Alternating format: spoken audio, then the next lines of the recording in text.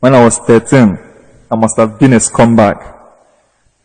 I surrounded myself with those who could give and never those I would be obliged to give. I shared only with those who were better and never saw those winning. I had held strictly to that which my mom instructed, and to that I owed my winning. Living was enjoyable, and success was being comfortable. It was trudging to school alone. It was nothing short of me and owing no careless loan. I didn't want to be tied to a guild, to the tribe, to a relationship, the ugly old men, their sorcerers, to a guild in the hood. I wanted guilt and spree, perfect life and endless fucking games. Unlike Mandela, being free was casting for my chains. Who knows tomorrow? Because unlike every dawn I had tried to afford, that day stung my soul.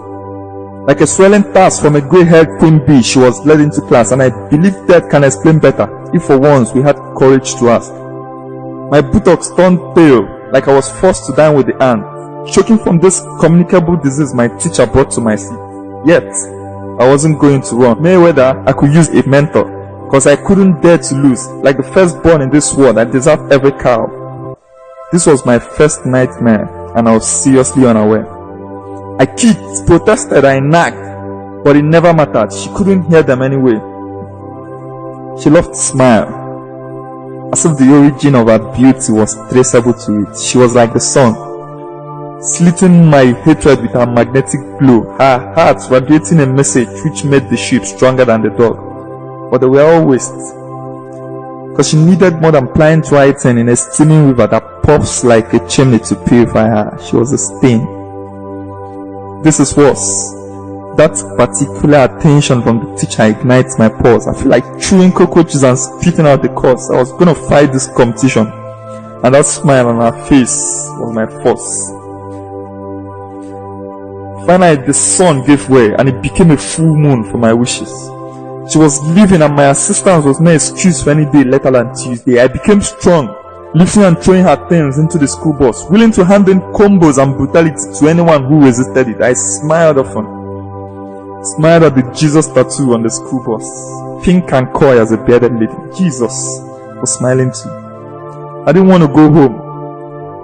I needed to give her my last smile, to betray her with that smile that clashed against her teary eyes, my Titanic pushing her to destroy her faultless eyes. I watched it vanish to somewhere I needed to know. And then it took her 4 months to learn how to write. And in a brief note about her welfare, she wrote, "Dear teacher, tell my seatmate I love him and that he should reply me in his name." From that day, her absence became sore. Even though she was deaf and dumb, she could say millions with her smile. I understood what Mother Teresa had preached all along. I saw Hill City Foundation gather lives and continually stuffing values into them. And then she wanted to learn my name.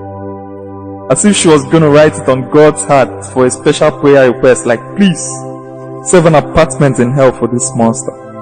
She wanted my name first, and that was the first lesson I learned with a tear.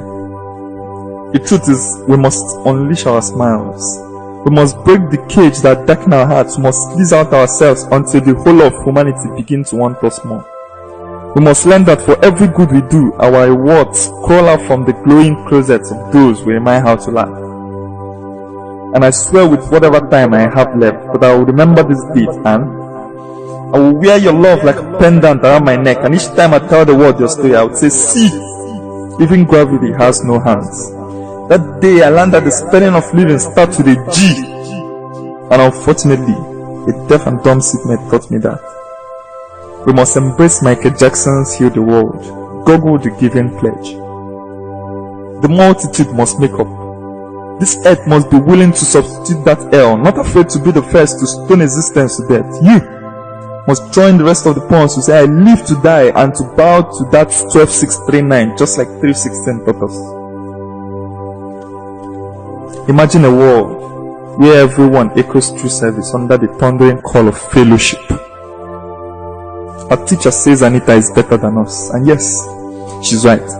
She wasn't like us, like all of us in class, lanky slacks, currying greed and desperate, vibrating in total apathy to be one of life's pale reminders. She was special, ever willing to give her all. She was rare. Visit the IDPs.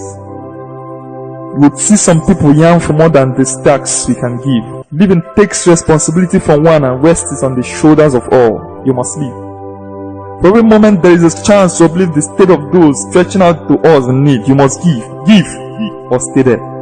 Like those who preach charity but okay private jets. Stand up for the rich but kick out the poor. Or the same government who preach unity but draw boundaries on their map. You decorate the earth. We connect to one another. You must act like the very image that connects God to man. We must torture the earth with goodness just like the rain. Our story is singular, but our destiny is shared. You may say I'm a dreamer, but the likes of Bill and Melinda Gates, OB member, Robin Hood Foundation, Tony Elumelu Foundation, John Wood, ARK, FKD, all support my sleep. There are two kinds of people in this world. The takers may eat better, but the givers sleep better. Be a light to the world. No, be the lighter. Because the candle loses nothing by lighting other candles. Be the lighter. Be the lighter. Be the lighter.